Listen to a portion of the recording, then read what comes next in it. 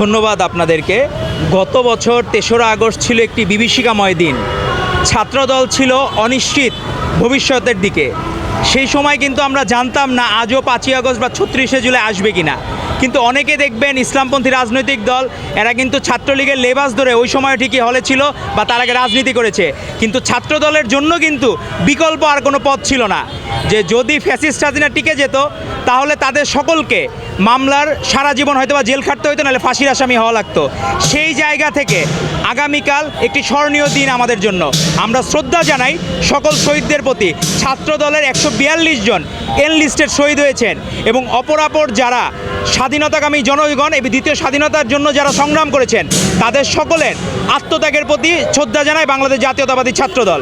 এবং আগামীকাল আমাদের প্রধান অতিথি হিসেবে উপস্থিত থাকবেন যিনি এই ২৪-এর গণ অভ্যুত্থানে সবচেয়ে বড় ভূমিকা রেখেছেন, আমাদের সেই আগামীর রাষ্ট্রনায়ক, আমাদের ভারপ্রাপ্ত চেয়ারম্যান জনাব তারেক রহমান। আমাদের সেজন্য সারা বাংলাদেশ থেকে সকল নেতাকর্মীদের জন্য আগামীকাল একটি রাজনৈতিক ঈদের দিন। সকলের আমাদের মনে ব্যথা আছে, গত বছরের যারা স্যাক্রিফাইস করেছেন, জীবন বলিদান দিয়েছেন, তাদের প্রতি আমরা শ্রদ্ধা জানাবো। পাশাপাশি আমরা যে উন্মুক্ত পরিবেশে রাজনীতি করার সুযোগ পেয়েছি সেটির জন্য আমরা সারা বাংলাদেশের আপামর জনগোষ্ঠীর প্রতি কৃতজ্ঞতা জানাই। তারা রাজপথে নেমে এসেছিল বলেই এবং ভারপ্রাপ্ত চেয়ারম্যান জনাব তারেক রহমান দিক নির্দেশনা দিয়েছিলেন বলেই ছাত্রদলের মাধ্যমে এবং অপরাপর সংগঠনের মাধ্যমে বাংলাদেশের মুক্তি মিলেছে। আগামীকাল এই ছাত্র সমাবেশ উপলক্ষে প্রথমেই রাজনৈতিক উদারতার পরিচয় দিয়েছে বাংলাদেশ জাতীয়তাবাদী ছাত্রদল। আমাদের প্রোগ্রাম এনলিস্টেড করা হয়েছিল প্রক্টরের কাছ থেকেও, ঢাকা ইউনিভার্সিটির প্রক্টরের কাছ থেকেও শহীদ মিনারের অনুমতি নেওয়া ছিল। কিন্তু যখন এনসিপি আবার এই জায়গায় প্রোগ্রাম করার জন্য ৩রা আগস্টে একই দিনে প্রোগ্রাম করবে শহীদ মিনারে, তখন রাজনৈতিক উদারতার সর্বোচ্চ নজির স্থাপন করেছে বাংলাদেশ জাতীয়তাবাদী ছাত্রদল। এর আগে অতীতে কখনো এরকম শিষ্টাচার বাংলাদেশে দেখা যায় নাই। তারই ধারাবাহিকতায় আজকে দেখবেন একটি প্রেস রিলিজ দুপুরবেলা দেওয়া হয়েছে ছাত্রদলের পক্ষ থেকে। সেখানে ঢাকাবাসীর কাছে আমরা দুঃখ প্রকাশ করেছি। আগামীকাল সকলের যে কষ্ট হবে ওয়ার্কিং ডেতে, সেটি আসলে আমরা দায়ী না। কারণ সেই জায়গায় এনসিপি যদি না চাইতো বা তারা যদি পরের দিন নিত ৪ তারিখ, তাহলে এই বিড়ম্বনা হয় না।